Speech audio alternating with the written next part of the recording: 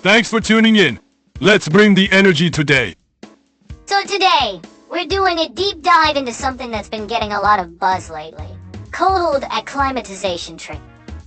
You mean ice baths and cold water immersion? The stuff athletes do? Exactly. But here's the thing. Compared to altitude training or heat acclimatization, it works in a pretty different way. Let me start with the core mechanism behind cold acclimatization. Please do. Cold acclimatization is all about activating something called brown adipose tissue, or BAT for short, by exposing your body to sustained cold. Brown adipose tissue? Is that different from regular fat? Different. Regular white fat just stores energy, but brown fat actually burns fat to generate heat. Whoa! So there's fat that burns fat? Yep, wow. And when you get cold, your sympathetic nerve endings release this substance called norepinephrine. Norepinephrine, like adrenaline's cousin? Exactly. It acts on beta-3 adrenergic receptors and activates a protein called UCone. Acpone? Uncoupling protein 1. When it gets activated, fatty acids get released as heat energy instead of ATP. So instead of making energy, it makes heat from fat? Bingo! This is called non-shivering thermogenesis. It's for short. Non-shivering? But don't you normally shiver when you're cold? Yeah, shivering generates heat too, but it uses your muscles and wears you out. Once brown fat kicks in, you can maintain body temperature without shivering. Oh, so you get better at handling cold. And here's the cool part. With long-term cold exposure, white fat can actually transform into beige fat cells through epigenetic changes. Beige fat? Not white? Not brown? Right? White. A research team at the University of Tokyo's Research Center for Advanced Science and Technology figured out this mechanism in 2008. The gene sequence doesn't change, but how the genes work does. So you permanently upgrade your fat-burning ability? That's what the research suggests. This is the biggest breakthrough in cold acclimatization. Amazing! So how long does it take? A study from Maastricht University in the Netherlands showed that 2 hours of cold exposure per day at around 15-16 degrees C for 6 weeks increased BAT activity by 45%. 45%. That's huge! And another study found that 4 weeks of cold acclimatization reduced shivering intensity by 21%, but... So your body shifts from muscle-based heat to fat-based heat. Exactly! That's the basic mechanism of cold acclimatization. Now let's look at the history of environmental acclimatization and compare it with altitude and heat acclimatization. I'm curious how it stacks up against the others. Altitude acclimatization research really took off with the 1968 Mexico City Olympics. Oh right, Mexico City is super high altitude, isn't it? 240 meters above sea level. To adapt to low oxygen, your kidneys release erythropoietin, EPO, which increases red blood cells.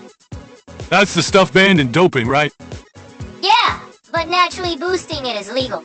Training at around 2,500 meters for 6 weeks improves VO2 max.0. Essential for endurance athletes.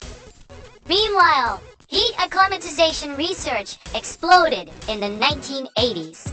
For the 2021 Tokyo Olympics, national teams ran pre-camps specifically for heat adaptation. Tokyo summers are brutal.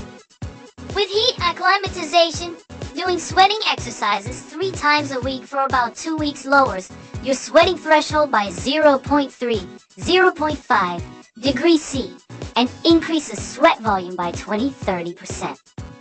So you sweat more efficiently.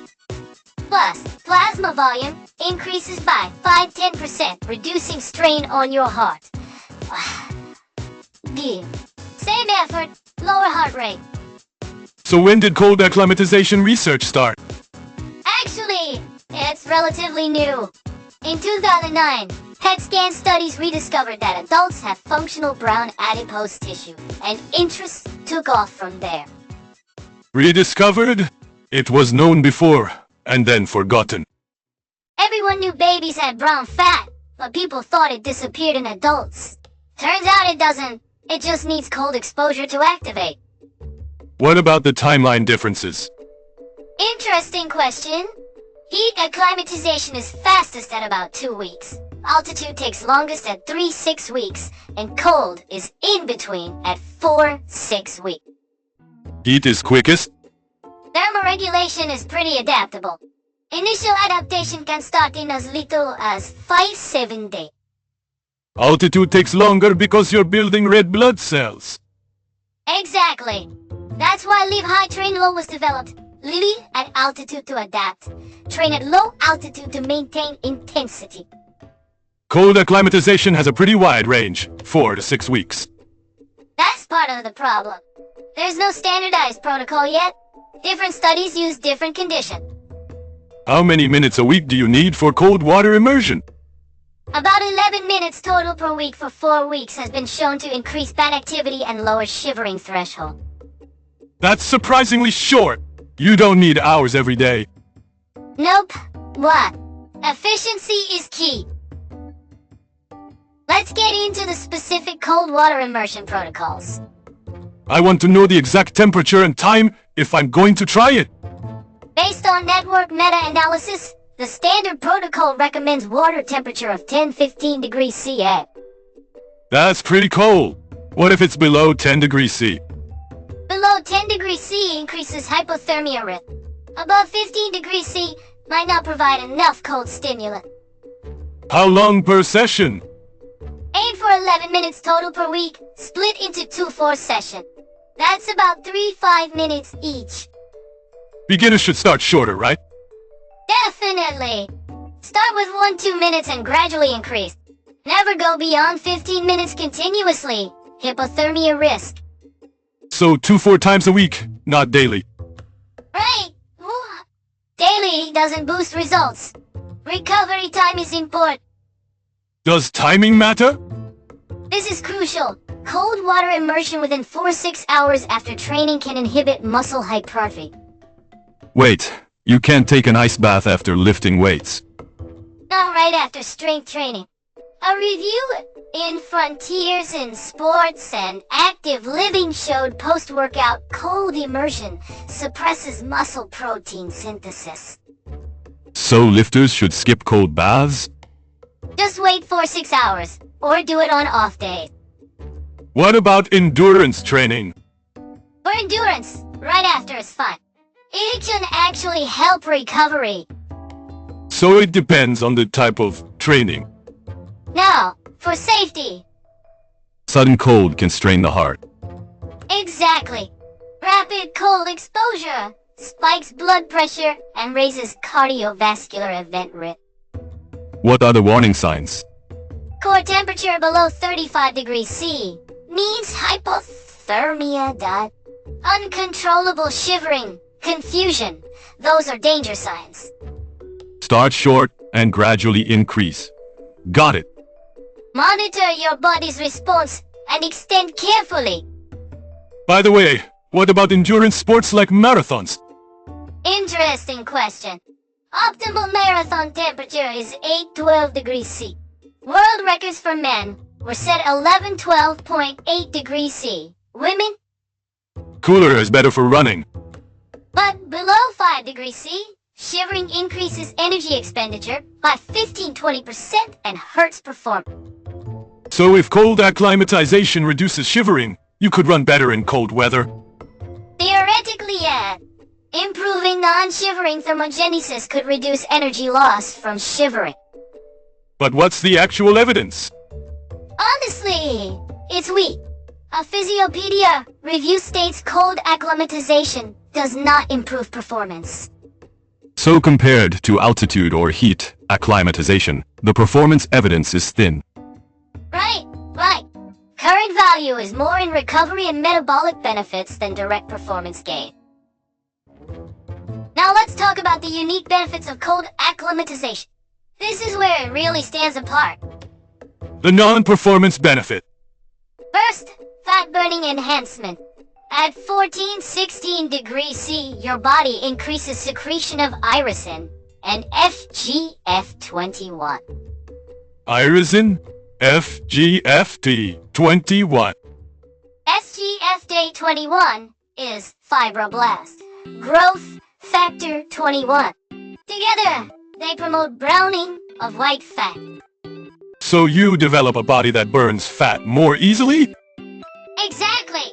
AOB subjects, 10 days of cold acclimatization, 6 hours a day at 15 degree, improved insulin sensitivity by 43%. 43%! That's huge! Could help prevent diabetes. That's exactly what's being studied. Potential for type 2 diabetes prevention and treatment. What about immune function? Cold-induced fatty acid. Oxidation supports survival of memory T cells. What memory T cells?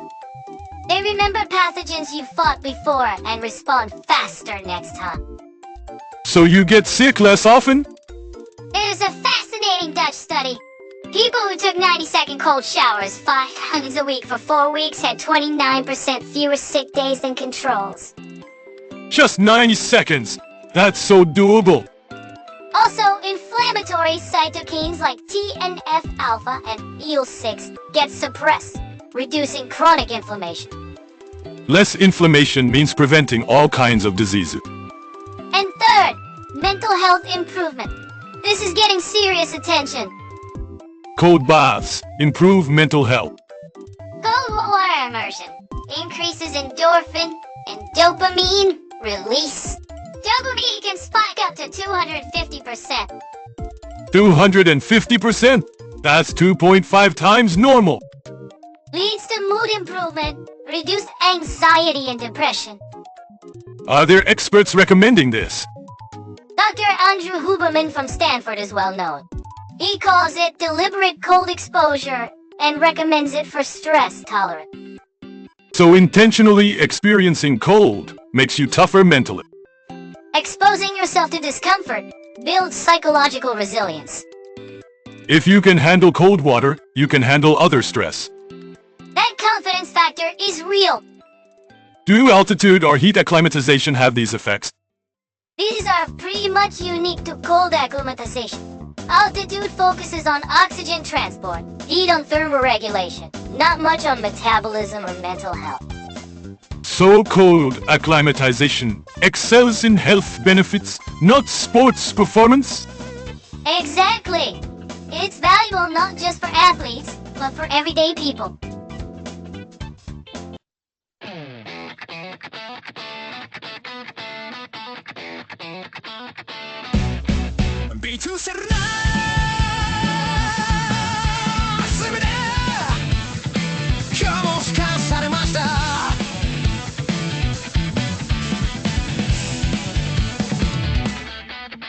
朝一では言う最新版」「本当のやつ X を開く」「その瞬間カチッと心に録音」「コントロール Z が許されるのは見張りがいない今だけ」「関数は腐り F は関心も」「そして上司はビマルが愚信者」「エクセル刑務所足した極可能」「シートの数へ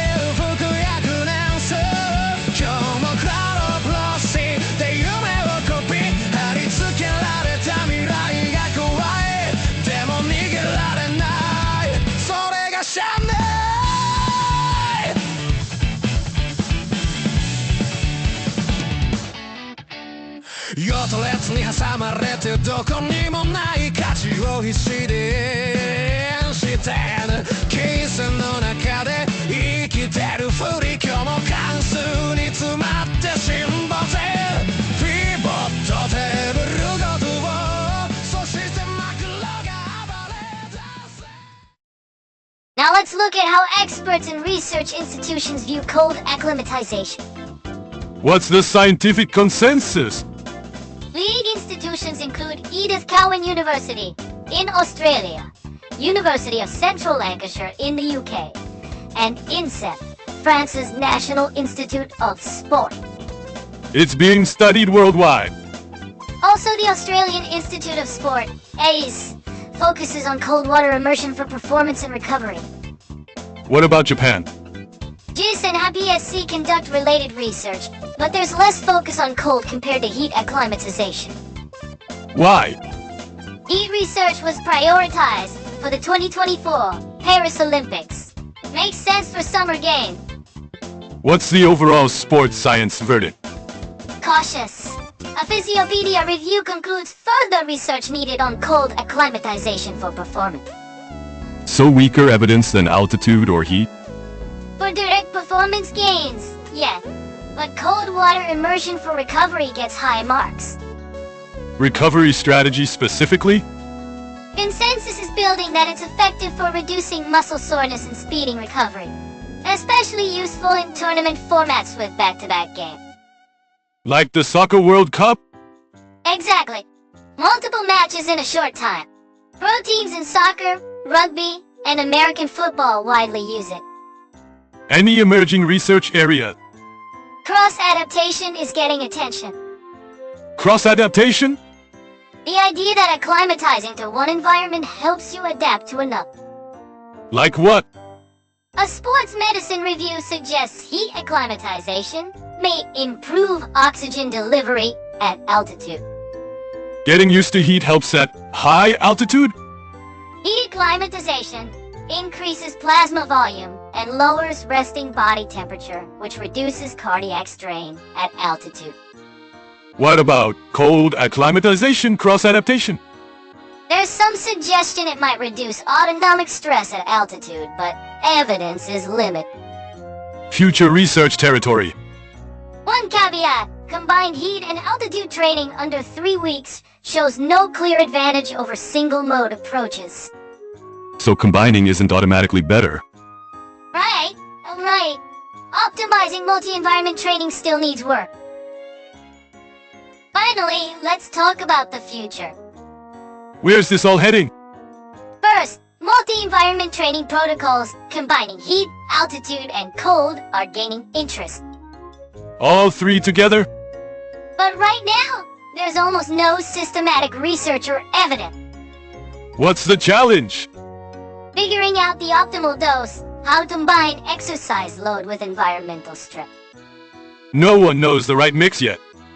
Nikkei reports that, for the 2028 Late Olympics, new protocols combining heat acclimatization and altitude training are in development.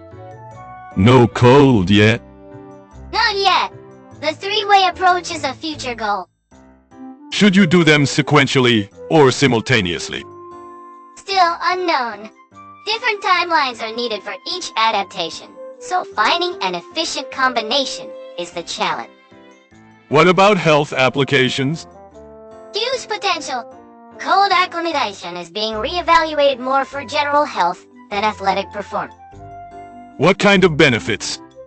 Type 2 diabetes and obesity prevention, reducing chronic inflammation, mental health improvement. It's seen as a potential solution to modern health challenges. Like a non-drug treatment. Exactly. Activating brown fat for metabolic improvement is a non-invasive approach with real value. Any tech integration? Wearable devices are making it possible to monitor physiological responses in real time during cold acclimatization. What data do they track? Heart rate variability. How? These help personalize optimal cold exposure duration. So individualized cold acclimatization. Also, home cryotherapy devices, whole body cooling systems, are becoming more accessible. Easier than cold bath. Any cautions? These new technologies lack sufficient evidence yet, so safety and efficacy validation is still needed. Approach new tech carefully. But we always check the science first. Alright, let's wrap up today's deep dive. Cold acclimatization training is one of the environmental acclimatization methods, alongside altitude and heat. But its nature and benefits are distinctly different. Each method has its own unique strengths. Altitude improves oxygen transport. Heat improves thermoregulation efficiency. Cold acclimatization has unique value in metabolic improvement via bat activation, immune strengthening, and mental health benefits. Cold excels in health effects. Timeline-wise, heat is shortest at about 2 weeks, altitude longest at 3-6 weeks, cold in the middle at 4-6 weeks. But optimal protocols for cold aren't established yet. How to do cold water immersion. Water temp, 10-15 degrees C, 11 minutes total per week, split into 2-4 sessions. Beginners start at 1-2 minutes. Never go over 15 minutes continuously. Hypothermia risk. Check with a doctor if you have heart or blood pressure issues. Safety first. Also, avoid within 4-6 hours after strength training. It can inhibit muscle growth. Sports performance effects are limited, right? Direct performance evidence is weak, but indirect benefits like recovery and metabolic improvement are recognized. Future research to watch. Optimizing multi-environment training and applying it to general health. Those are the next frontier. Bottom line, Cold acclimatization is establishing itself as a training method with unique value in overall health benefits rather than competitive performance gains. so it's meaningful for regular people, not just athletes. Exactly. If you're after fat burning, immune boost, or mental health improvement, it's worth trying. I bet some listeners are interested now. Leave us your thoughts in the comment. Want to try it? Already doing it? Share your experiences. We might even reply directly to your comments. And that's our deep dive into cold acclimatization training. Really clarified how it compares to altitude and heat acclimatization. See you next time on AL Radio. Bye bye!